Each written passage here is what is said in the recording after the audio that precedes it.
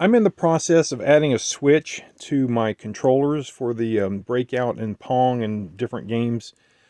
Some of them need just a resistance and some of them need a voltage divider. So by adding a switch and connecting ground to the other side of the potentiometer, that makes it a voltage divider. I'm going to be mounting it in the bottom. One thing I want to point out is this one was really brittle and it had cracked all the way through, and I had some electrical tape. I still have some here holding it together. But I'm going to use the soldering iron to weld it back together, and I did that on the inside already, and I'm getting pretty decent results. So I'll do the outside next. Oh, I can't get this to stay there. So you can see what I did. I took the soldering iron and I just kind of did little circles along the crack, and that's firmed it up pretty good. And when I was drilling the hole here, this broke apart, and so I had to weld. I'm going to call this welding. I don't know what you'd really call it, but melting the plastic back. Plastic welding, I think, is technically what it's called. But this thing had also broken off this screw hole standoff. So I took the soldering iron and I went around there and re-secured it. So yeah, I'm still going to do the backside, and won't need the tape anymore theoretically. Okay, I've got the controllers back together with the switches installed in the bottom. One direction is just a resistor. The other direction is a voltage divider. It connects ground to the one side of the potentiometer inside. And this one here looks kind of like Frankenstein because it was all cracked up, and I had to put tape around it because the standoff for that screw kept breaking loose. But it's going to be fine. This is just for testing. So now that I've got it all together, let's see if it works. Hint, it does. All right, so now the controllers go the full distance. See that? And then this one does the same thing. It goes full distance all the way to the bottom. All right, well, so that's it for the controllers. Now, it should still work fine for Breakout too, but I'll just have to remember to flip the switch. I think that's going to be it for this video. This board, there's nothing left to do. It seems to be 100%. We've got audio, we've got gameplay, we've got 2 and 4 player, and all 4 controllers, all 4 player controls have been tested. So this board is 100%. I guess that's it for this series. Thanks for watching. All right, well, I do have a problem that I just discovered. The controls for one of the players, not this one. This one seems to be working perfect. It's fine. But this one on top, very sensitive compared to the other two. It really warps across and you don't have much control over it.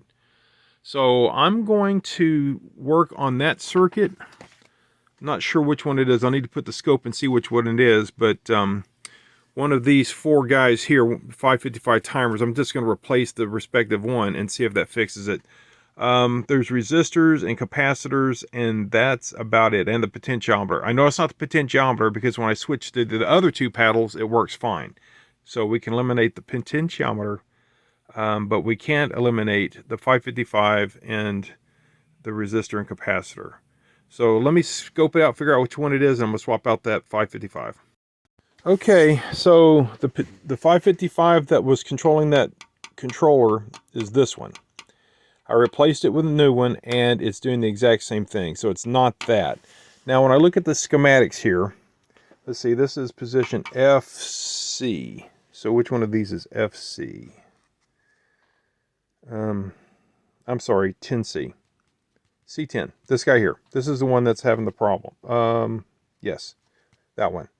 So if we look at it, this circuit's going to be good, and we know that's good. Probably not this. This is going to be go, no go. So these like to go bad internally. These are 4-bit counters.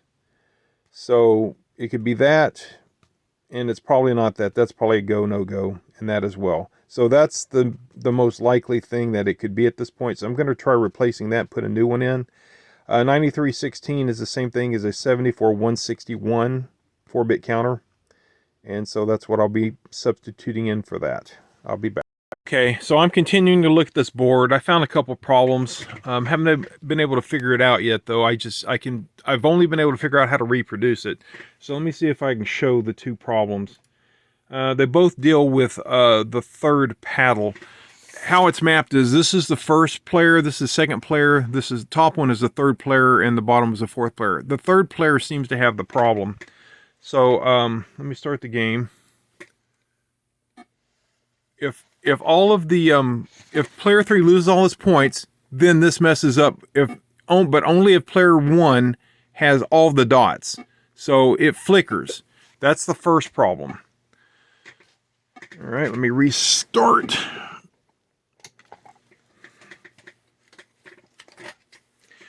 Okay, let's try this again.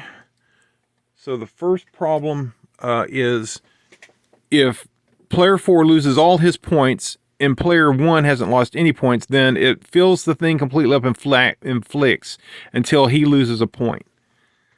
So that's the first problem I found. Here comes the second one. Let's see if I can reproduce it. Okay, so if player 3 wins the game, it doesn't show the score. That's what I'm going to try to prove now. Other than those two problems, I think everything is working. Okay. Oh, and there's also a little bit of a flash on player 3 sometimes when someone loses. It just happened there. But I imagine that's all related. There's probably one chip bad and it's causing all these player 3 problems.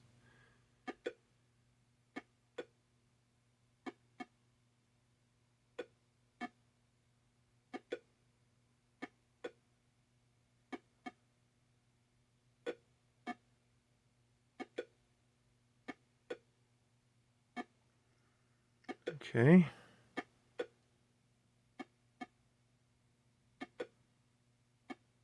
All right.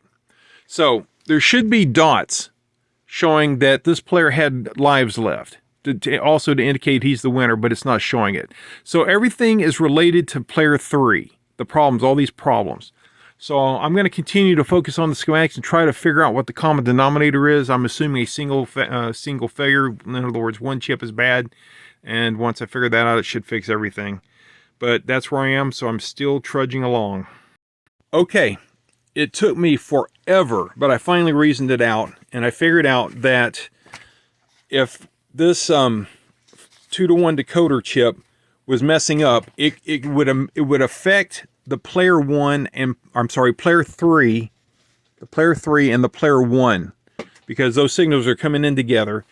And the symptom of the score not showing was that this chip was not passing the signals correctly to the counters and such.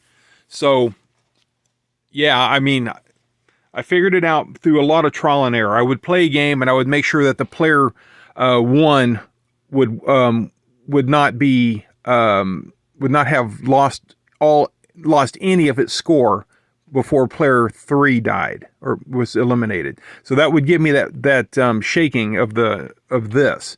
And so I would get the ball stuck so I could get the probe out and scope around and see what was, affected by that score jittering.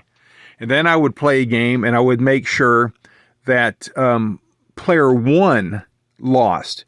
And as soon as player 1 would lose, the bug would cause it where the score wouldn't show anymore. So when player 1 was eliminated, there was no score. And I probed around and figured out, what was causing that. And but in both cases, it pointed to this chip. So I replaced that chip and now it works. So let me coin it up and I'll play it. So I'm going to let that guy die. Okay, so now it's not, you see that is not moving around anymore. So that's fixed. And basically everything's fixed. That one chip was the problem for all the problems. Now, I didn't mention earlier about the controls. The controls on player 3 are really sensitive. You turn the knob a little bit and it moves quite a bit. The other ones are pretty consistent. You move it a normal amount and they move a normal amount.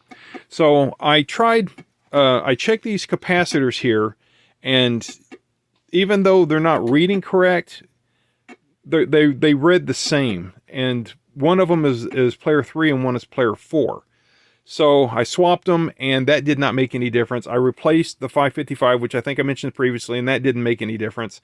I don't understand why why player 3 is so sensitive. Now, if I put a larger capacitor here, then it becomes less sensitive. But according to the schematics, it's correct. These are supposed to be 220, I'm sorry, these are supposed to be 100 nanofarads. Is that right? Yeah, 100 nanofarads. And they are. I'm not sure why this one is so much more sensitive.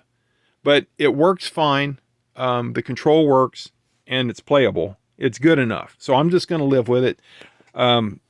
So other than this, I don't think there's any other issues with this board. I think it's 100% now. And I've said that before, but, you know, I did see some problems. And now it's working really, really well.